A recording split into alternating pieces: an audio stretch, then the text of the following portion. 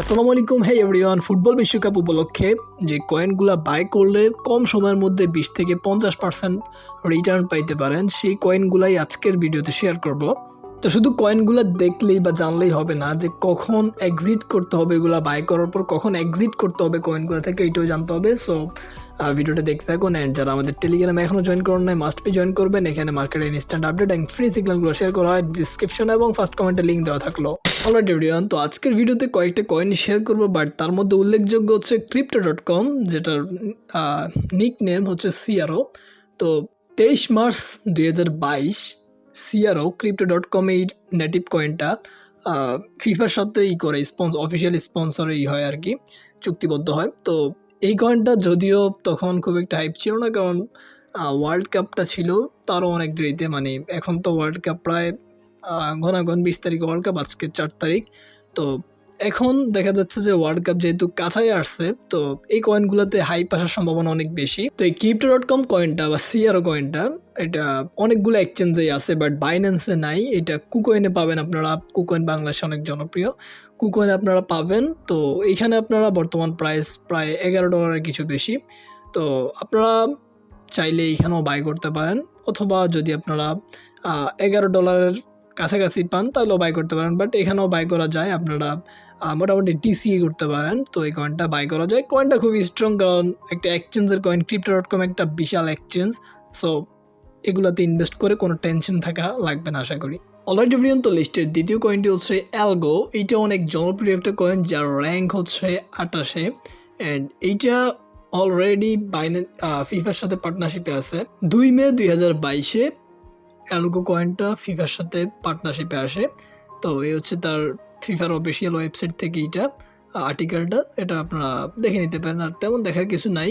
তো আপনারা এখানে কয়েনটা বাই করতে বাইন্যান্সে আসতে পারেন। বাইন্যান্স ছাড়াও অনেক এক্সচেঞ্জে কয়েনটা আছে। আপনারা যেই সুবিধা অনুযায়ী যেখানে কিনলে আপনাদের সুবিধা ওইখানেই কিনবেন।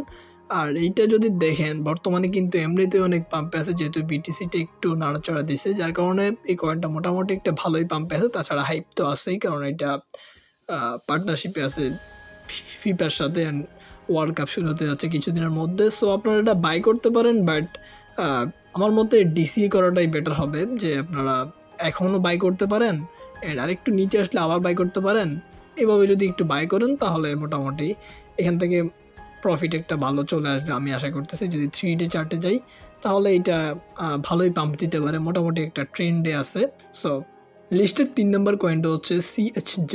তো এইটার র্যাঙ্কিংয়ে অনেক ভালো পজিশনে, এইটা মোটামুটি অনেক এক্সচেঞ্জে লিস্ট আছে।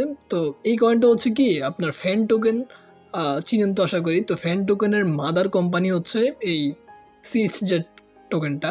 তো এইটা আপনারা কেন নেবেন, যদিও এটা আপনার ওয়ার্ল্ড কাপের সাথে কোনো নাই, ফিফার সাথে কোনো এটার সংযোগ নাই, তারপরেও যেহেতু ওয়ার্ল্ড কাপ আসতেছে অ্যান্ড ফুটবল নিয়ে একটা উন্মাদ সৃষ্টি হবে ওয়ার্ল্ড কাপে। সো এখানে ফ্যান টোকেনগুলো যেমন পাম্প দিতেছে, ফ্যান টোকেনের মাদার কোম্পানি পাম্প দিলে দেখা যায় যে ফ্যান টোকেনগুলো পাম্প দিতেছে। তো সেই অনুযায়ী আপনারা সেদিকটা বিবেচনা করে এইটা নিতে পারেন। এখানে অলরেডি এটা অনেকটাই পাম্পে আছে।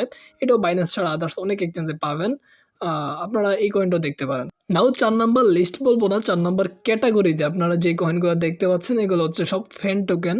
তো এই ফ্যান টোকেনগুলো হয় কি, যদি একটা ফ্যান টোকেন মোটামুটি ভালো পাম্প দেয় বা CHZ যদি পাম্প দেয়, তাহলে ফ্যান টোকেনগুলো মোটামুটি অনেকটাই পাম্প দেয়। অ্যান্ড উল্লেখযোগ্য যেগুলো ভালো পাম্প দেয় সেটা হচ্ছে লেজিও ফ্যান টোকেন, তারপরে হচ্ছে সান্তোস এইটা, তারপরে আপনারা মাঝে মধ্যে ভালো পাম্প দেখবেন আলফিন F1। এটা হচ্ছে আপনার racing, car racing fan token. তো এইটা দেখার দরকার না আমি আপাতত। আপনারা যে দিক থেকে ফোকাস রাখতে পারেন সেটা হচ্ছে সান্তোসে অ্যান্ড লেজিওতে। তো এই দুইটাতে আপনারা ফোকাস রাখতে পারেন, এই দুইটা বাই করতে পারেন। যদি একটু রিস্কি এগুলা, আগের যে 3টা বলছে এগুলো কিন্তু তেমন রিস্ক নাই, বাট এই ফ্যান টোকেনগুলোতে কিন্তু একটু রিস্ক আছে, বাট এগুলোতে প্রফিটটাও একটু বেশি আসে, কারণ এগুলোর মার্কেট ক্যাপটা ওইগুলা থেকে অনেক ছোট। যেমন CRO, অ্যালগো এগুলা বাড়লেও দেখা যায় যে 10-15-20% বাড়ে, আবার ডাম্প করে, কারণ ওইগুলার মার্কেট ক্যাপটা হিউজ, বাট এইগুলোর মার্কেট ক্যাপটা অনেক ছোট ওইগুলো থেকে, যার কারণে এগুলা 25-30-40% পর্যন্ত চলে যেতে পারে, বাট রিস্কটা অনেক থাকে। সো আপনারা এগুলো থেকে এক্সিট নেবেন কখন, এইগুলো আপনারা মোটামুটি যদি আপনি এই ভিডিওটা 10 তারিখ 12 তারিখে দেখেন, তারপর তখনও যদি এইগুলো মোটামুটি একটু ইতে থাকে, চিপ প্রাইসে থাকে, তাহলে আপনারা এগুলো নিতে পারেন। বাট যদি দেখা যায় যে এগুলো আপনারা ভিডিওটা দেখলেন 10 তারিখ, তখন যদি এটা দেখা যায় যে 10-15-20% পাম্প হয়ে গেছে, তখন নিলে আবার রিস্ক হয়ে যাবে।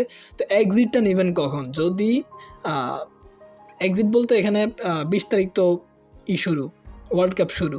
তো প্রত্যেকটা বিষয় হয় কি, একটা হাইপ কাজ করে। তো হাইপের বিষয়টা মাথায় রেখে আমি মনে করি বিশ্বকাপ শুরুর প্রথম কয়েকদিন বা প্রথম সপ্তাহের দিকে মোটামুটি এগুলোতে ভালো একটা হাইপ থাকবে। বাট পরের দিকে এইগুলাতে তেমন একটা হাইপ থাকবে না, এগুলো আস্তে করে ডাউনে চলে আসবে। সো আপনি যদি একটু রিস্ক নিতে চান, তাহলে বিশ্বকাপের শুরু হওয়ার প্রথম সপ্তাহখানেক হোল্ড করে রাখতে পারেন মোটামুটি প্রফিটের জন্য। আর যদি রিস্ক না নিতে চান, তাহলে ওয়ার্ল্ড কাপ শুরুর 2-1 দিন আগে এগুলা হোল্ড সেল করে দিতে পারেন। প্রফিটে থাকলে প্রফিটে না থাকলেও সেল করে দিতে পারেন, বাট লসে সেল করার দরকার নেই, কারণ আশা করি যে এগুলা আপনাকে লস দিবে না। সো এই হচ্ছে ভিডিও, দেখা হচ্ছে পরে কোনো ভিডিওতে। সে পর্যন্ত ভালো থাকবেন, বাই বাই।